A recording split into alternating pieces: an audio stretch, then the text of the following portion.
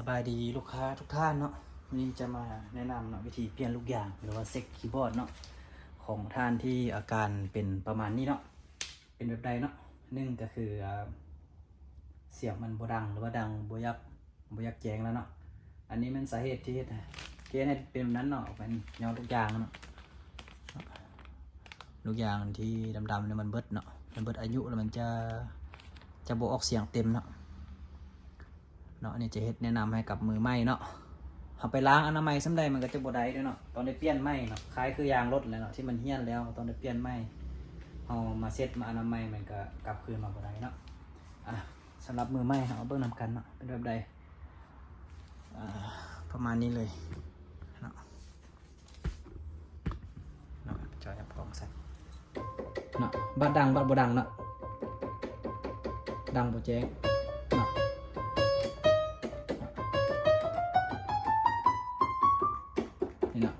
นี่เบิดเลย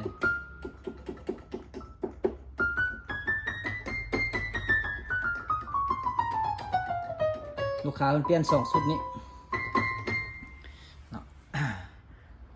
อันนี้เป็นชุดธรรมดาเนาะเปลี่ยนนี่เป็นชุดธรรมดาใส่ได้แต่โบโดนกันได้มีตัวแพงกว่านี้ก็มีเนาะแต่ว่าเงินไขเป็นใดสำนักเดี๋ยวเรามาเบิ่งวิธีม้างกันเนาะอันนี้เป็นวิธีม้างเนาะเอากระปะคีย์บอร์ดไปกับง่ายท้องขึ้นมาเนาะตามปกติ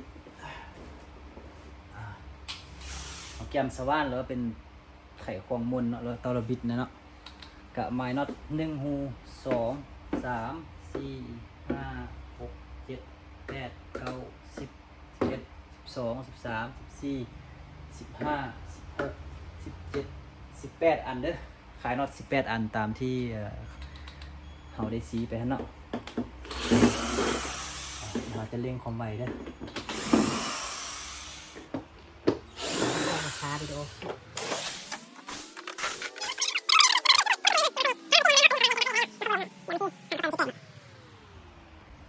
หลังจากที่เราขายน็อตเอาเบิดแล้วเนาะเขาก็ยกขึ้นเนาะยกขึ้นน้อยนึงเด้อประมาณ2 นิ้วนี่เนาะ2 นิ้ว1 นิ้ว2 นิ้วเนาะมันจะค่อยๆเนาะโจมเขาบอลลึงเนาะเนี่ยอันนี้ดังเขาลึงแล้วเนาะแบบคือง่ายแต่ว่าบริยากเลยแหละมันอยากห้องไปทีก็ได้เนาะบ่ห้องกับประมาณนี้ก็ได้บ่ให้มันเตอร์กระตากอะไรก็ได้เนาะโอเคน้ำไม้เนาะคีย์บอร์ดวิธีเปลี่ยนลูกยางแบบนี้เนาะเป้าหมายเขาเปลี่ยนลูกยางกลับกันเด้อเวลาที่เขาจะเปลี่ยนสุดฝากพุ้นเนาะฝากทางตัวยาวเนาะตัวสั้นเนาะทางโซโล่เนาะเวลาเขาง่ายมันจะอยู่ทางฝากซ้ายมือเด้อเมื่อกี้อยู่ทางขวาเนาะการง่ายๆเนาะถ้าว่าเขาสิเปลี่ยนสุดลูกยางตัวนี้เนาะเขาก็บีบล็อกนี่เข้ามันจะมีล็อกเนาะล็อกดำๆเนาะเห็นป่ะเนาะล็อกดำ1 2 3 4 5 6อันนี้เนาะเขาบีบเข้าแล้วก็ยกขึ้นได้นึงงัดขึ้นได้นึงมันจะดังแจ๊บๆอยู่เนาะนี่จะเป็นแพทย์อันนี้ออกทางพีมันได้คลายเนาะตัวนี้เด้อสำหรับทางนี้นะ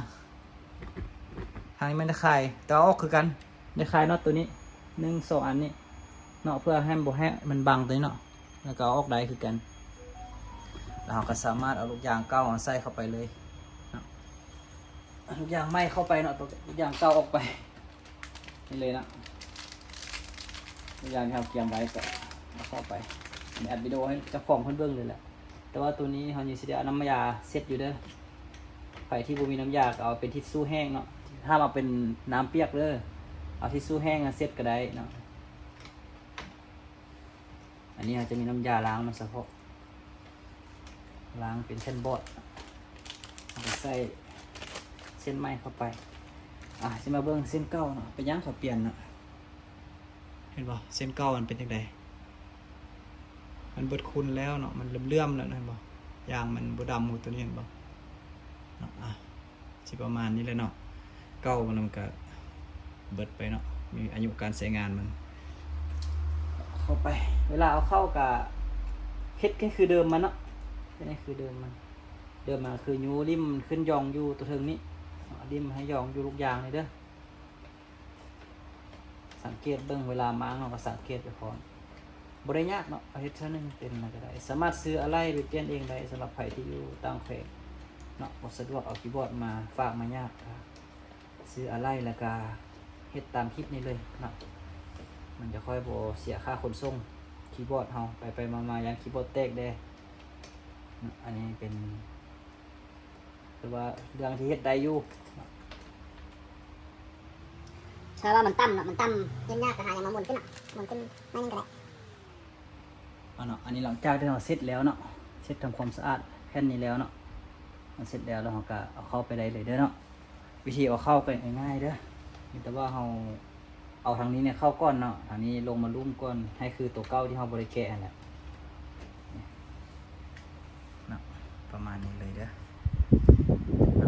ตัวนี้เข้ามาก้อนมาทางลุ่มเข้าใส่สลักตัวนี้เนาะมาดำๆแล้วก็โยงถึงนี้ลงได้เลยจางแตบง่ายๆนะเนาะเบิ่งคลิปให้ละเอียดก่อนเฮ็ดเด้อเดี๋ยวมันเพเครื่องมันอันนี้มันจะหาซื้อยากราคาแพงเนาะวันนี้หลังจากที่เราเปลี่ยนลูกยางใหม่เนาะวันนี้เราลองเบิ่งมันเปลี่ยน2สุดแจนี้เนาะ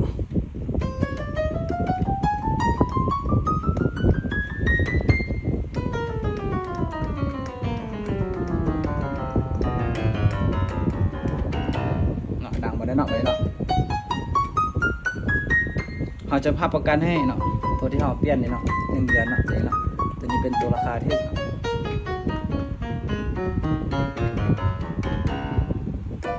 นาะท่านใดที่อยากสร้างอะไรไปเปลี่ยนเองเนาะก็เบิ่งตามวิดีโอนี้ได้เลยเนาะ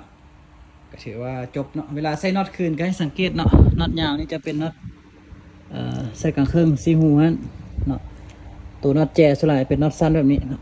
น็อตแจนะน่าจะเป็นน็อตสั้นแบบนี้เบิดส่วนน็อตทางลุ่มสุดจะเป็นน็อตยาวเนาะอันนี้เขาเปลี่ยนน็อตใหม่แล้วเป็นน็อตยาวเนาะน็อตยาวแบบนี้ตัวลุ่มเนาะ